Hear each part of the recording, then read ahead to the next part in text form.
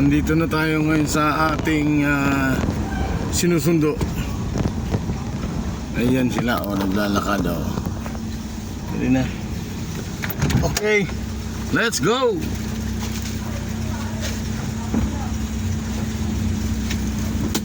Dito na tayo, dito to.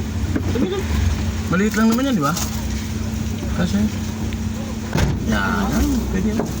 Sigurito. Lagi na, pasok na. Okay. Let's go. Let's go. Puno kasi kanina sana papasok ako kaso lang yung van nasa labas. Hindi. Pinausap na nung ano? Ha? Nagbayad siya, siguro nag-illegal parking yun. Nagano siya.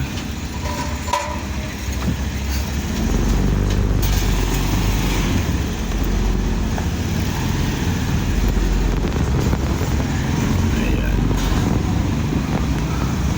Pag ginali ko, Ate Vince na yun Galing na kami sa market at babalik na kami ngayon. Ayan. Ano, laki ni... Ang aming mga face, ang aming mga face. Lahat yan ay nagpahilot kaya magaganda ang kanilang mga katawan.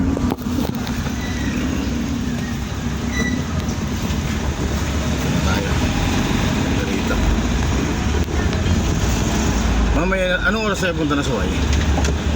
Katapos ng pananghalian na. Okay. Kasi darating niya si 23rd. Kahit hapon ano. 23rd? Ayaw. Si ano. Yeah. Ay, gusto mo ba? Yung isa pala doon, anak ni ano, na kasabay sa school, anak ng cook natin. Ay, si Ate Rowena. Oo. Bata pa ba yun? Anak niya. Oo, may edad na rin. Oo, ano, medyo matandang tingnan lang. 21 namin sila. Ha? 21. Si Tweety Bird kasi parang batang tignan kasi maliit. Tapos yung salita niya, Yata. Maganda rin yung pag-i-school niya kasi wala naman tuition sa ano. So, pamasahe lang, allowance lang Pamasahe. yan. Tapos yung mga project lang yan. Di na Yun. laking tulong sa atin makapasok siya. Ganyan din si Mikay nun. Kung half day lang siya, di maganda ano. Si Mikay, ganyan din. Si Mikay. Tapos sa amin, kung hindi dahil sa amin, saan siya nga baka nakahinto na rin yan. Hindi na sa abroad yung nanay niya. Kahit na, magkano lang ipapadala, tapos si tatang niya, receipt na. Po, agoy. Receipt na ni Si tatang Papa mong niya. sabihan mo, may diabetic eh. Sinabihan ko ng sarap, Kel, babalik yan, maniwala. Ay, nakaw, pag bumalik Mas yan, mataas pa nga yung diabetic niya kaysa kay Papang. Sabi ko, sabi ko, pag bumalik yan, mas matindi yan. Ay, nako. Matawarin ka. ulo nila. Kaya nga nung kwan, nagalit na naman ako. Sulpong kayo. Magkakapatid talaga. Walang kayo. Nag-shop ni mami ko yung kabago na hindi pag-idalo sa kanya buwan. Inilulang na, pininayinulang na naman eh. Kaya mo, papa ako na, may ni apong guryo, no, ni nanang kitatang mo, kung na mo tabang kulinisan. Napanaginipan daw ni Ella. Napanaginipan ko si Papa, umiinom na naman.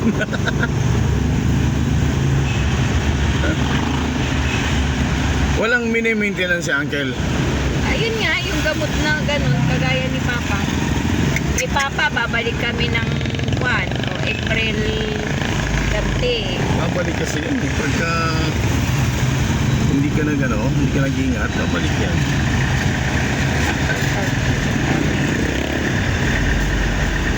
Si Papa nga, hindi na masyado dyan yung sunod-sunod na uyok niya, yung buko niya.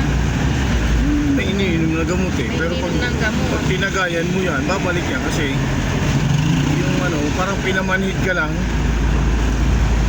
Ay yung cause andun pa. Parang yung sugat. Napamanhid mo lang. Ay pagka ininuman mo, susugat ulit. Itong sense kay bakit kaya sarado? Ay bukas. Ayan o. Marami nag-aaral ng HR dyan. Pero mahal ang tuition.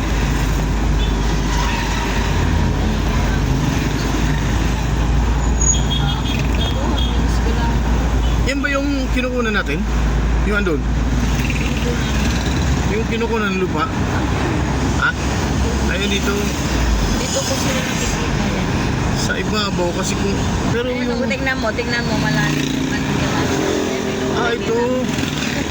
Ay, asbestos din.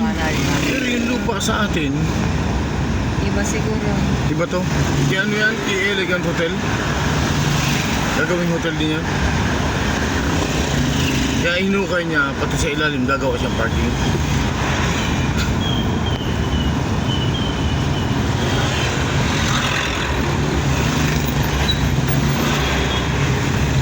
Diretso na tayo sa pwesto.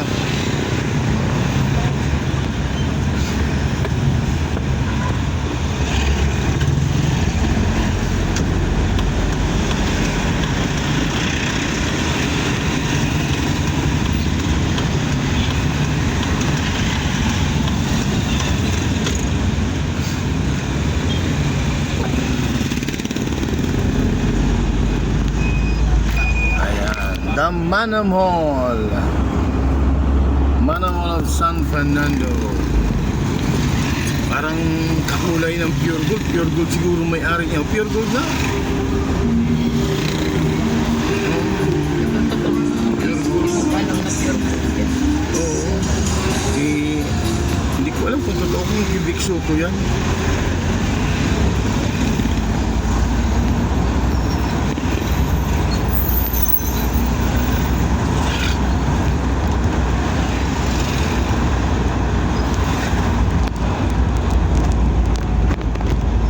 Talaga pag gumawa ng ang SM, hindi basta-basta kumuha ng lote. Kung wala siyang papaparkingan. Kung sa mura kami. Maluwag ang parking niya, no? Lahat yan, no? Lahat yung parking. Baka sa loob may parking pa sa ilalim.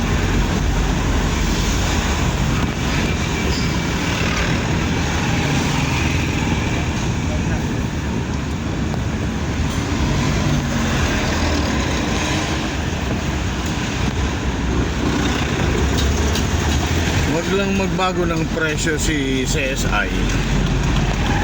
Baka mas marami pang mag-grocery sa kanya. Pero ang SM, ano yan, pag medyo ang kalaban niya mahal, ay mura, mas mamumurahin niya sa kanya. Sa yaman ba naman niya eh. Mahal ng ano. Ay, mahal ang Robinson, ginto dyan. Yung grocery nila, pang ano lang yun, di kita mo hindi malaki. Pang ano lang, yung mga namamasyal lang doon. Talagang hindi pang commercial siya. Ang sarili mo. Ang liit ng, ano, ng grocery, di ba? Hindi katulad ng itong CSI, halos lahat ng Grocery. buong CSI sa baba, grocery. Yun ang negosyo talaga niya noon pa. Department store. Oo. Yan ang business talaga niya, grocery, noon pa.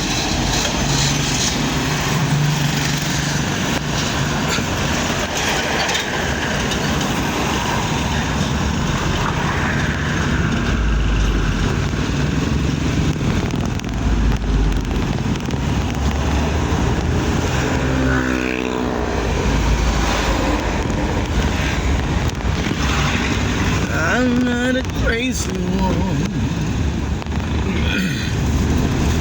Pero yung tinanim ko mahal na ano, na yung malaking luya, hindi ordinary yung luya. Ganda pag ininom mo siya, hindi siya maanghang. Pero mararamdaman mo yung ano, kulay violet, hindi dilaw. Ngayon lang ako nakita ng kulay violet na ano, na luya. Padadamihin ko yun. Magandang gamot eh. Mag-a-asphalt pa ngayon. Ano kaya ang asphalt one nila? Narakit na kayo. Ito, ang pagkaganda ito, matatraffic to.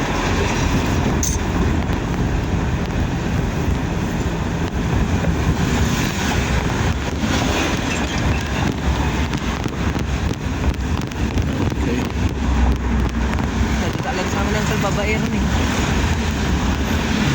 Sino? Babaero. Nagpapilyan.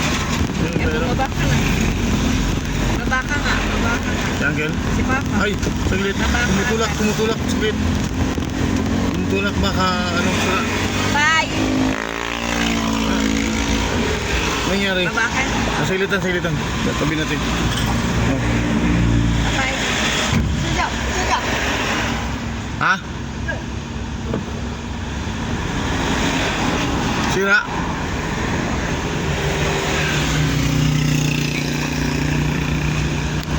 Sira. Tabi ko ng konti. Sa gilid. Okay. Ayan si Papa, sinundan lang namin kasi nasira yung tricycle Ano, tinulak ni Atan? Hindi, nakasakay siya. Umaantar naman.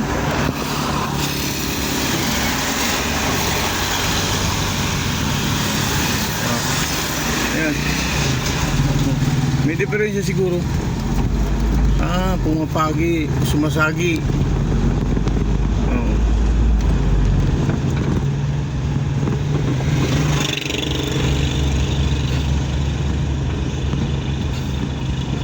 Ang mga dugo nila malalakas na madaling makarecover. Ang problema, makarecover. Pabanatan na yun. Naka-diferensya. May natanggal.